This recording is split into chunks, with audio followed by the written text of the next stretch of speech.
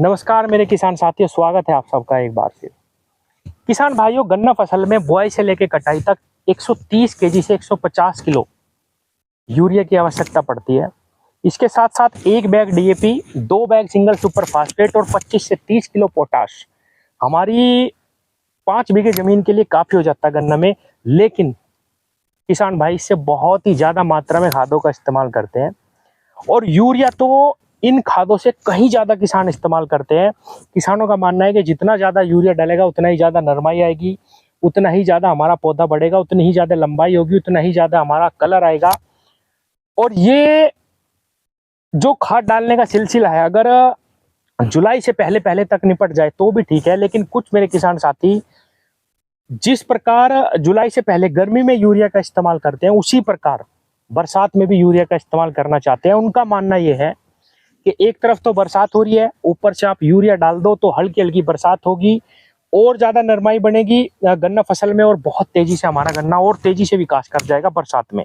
मैंने देखा है कि ज्यादातर किसान भाई ये समझते हैं कि बरसात में अगर हम यूरिया डाल दें तो और ज्यादा तेजी से हमारा गन्ना विकास करेगा। लेकिन किसान भाइयों, होता इसका उल्टा है। इस समय पे गन्ना फसल में फंगस का भी अटैक ज्यादा रहता है, कीटनाशक बीमारियों का भी बहुत ज्यादा अटैक बढ़ जाता है और ऊपर से अगर आप यूरिया डाल दें तो किसान साथियों सोने पे सुहागा हो जाता है कीटों के लिए और बहुत तेजी से हमारी जो गन्ना फसल है वो बिगड़ना शुरू हो जाती है। पिछले वर्ष तो बहुत ही ज्यादा नुकसान रहा इस वजह से किसानों ने बहुत ज्यादा यूरिया का प्रयोग करा, बीमारी में और ज्यादा बीमारी गन्ना फसल में बढ़ती गई और किसान साथियों बहुत ही ज्यादा नुकसान किसान को पिछले वर्ष उठाना पड़ा।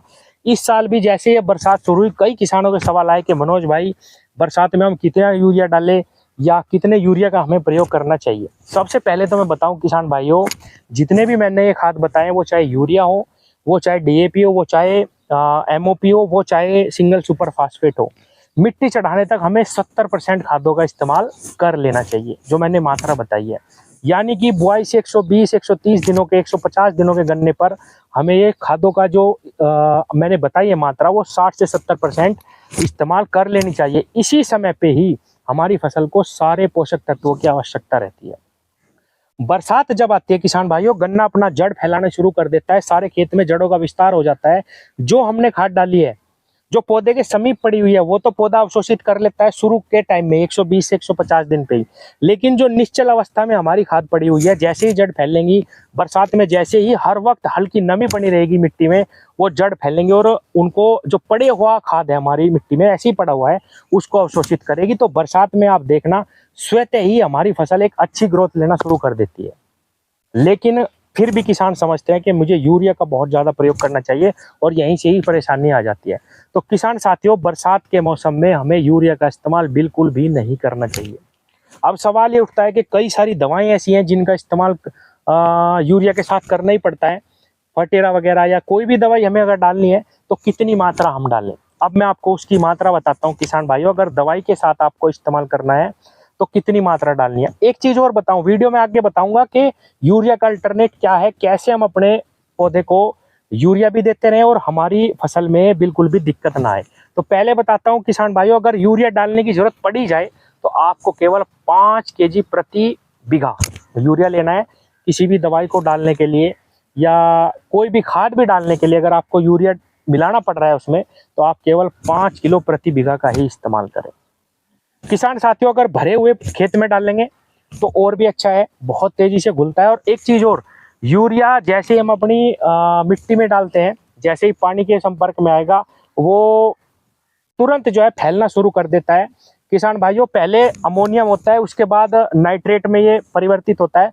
8 दिन इसको रिजल्ट को दिखाने में लग जाते हैं यूरिया को। और किसान भाइयों, ये ऐसी खाद है जो फैलती है, आप अगर डाल दोगे हमारी जड़ों तक पहुंच जाएगी पौधे की। किसान भाइयों, इसका पूरा रिजल्ट आपको मिलेगा।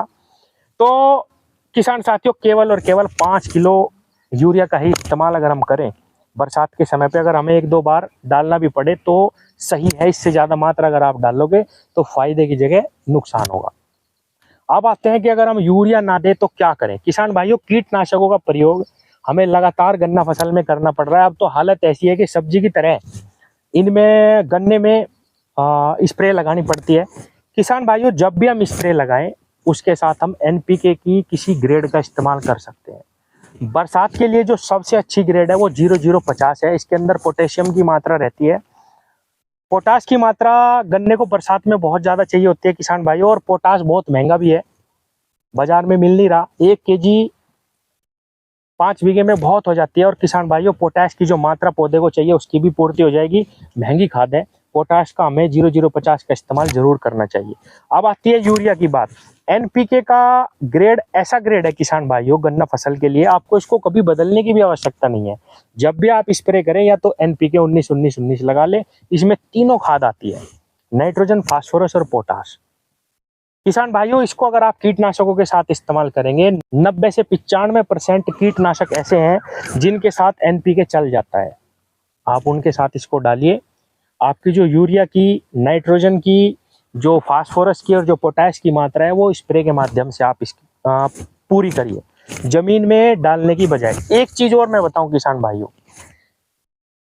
भाइयों के मन में ये रहता है कि बरसात के सीजन में हम खाद डाल दें तो बारिश होती रहेगी और धीरे धीरे वो हमारी फसल को मिलेगी। आप देख लेना कभी भी किसान भाइयों, जब सूखी रहती है जमीन, जब अच्छी तरह से सूखती है, तभी हमें खादों के अच्छे रिजल्ट मिलते हैं। ऐसा नहीं है कि हर वक्त नमी बनी हुई है तब आपको अच्छे रिजल्ट मिलेंगे, ऐसा बिल्कुल नहीं है किसान भाइयों। बरसात में हमें कम रिजल्ट मिलते हैं खादों के, उसकी अपेक्षा अगर हम गर्मी में मार्च से लेके जून जुलाई तक इस खादों का इस्तेमाल करते हैं तो हमें ज़्यादा रिजल्ट मिलते हैं। तो किसान भाइयों, बरसात में हमें यूरिया का बहुत कम प्रयोग करना चाहिए। कीटनाशकों के साथ आप एनपीके लगाते रहिए, आपकी जो खाद की डिमांड है फसल की वो पूरी होती रहेगी।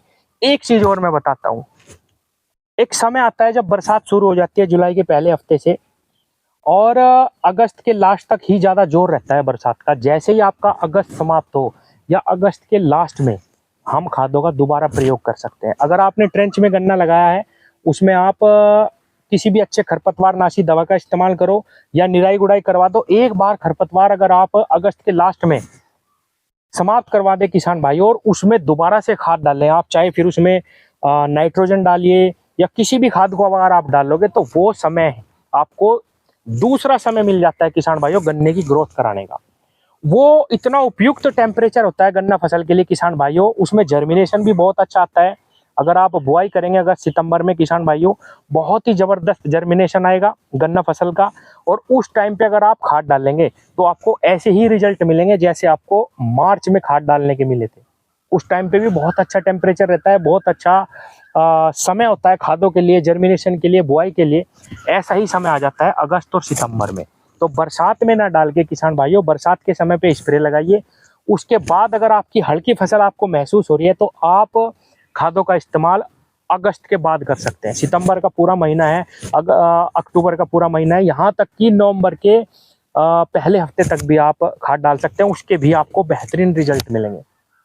तो किसान साथियों, इस वीडियो का जो सार है वो यही है कि बरसात में हमें ज़्यादा ज़मीन में खाद नहीं डालने, यूरिया का बहुत ही कम इस्तेमाल करना है, और अगर करना भी पड़े तो केवल 5 किलो प्रति बीघा ही यूरिया हमें डालना चाहिए, वरना हमारी फसल में फायदे की जगह नुकसान होगा। धन्यवाद।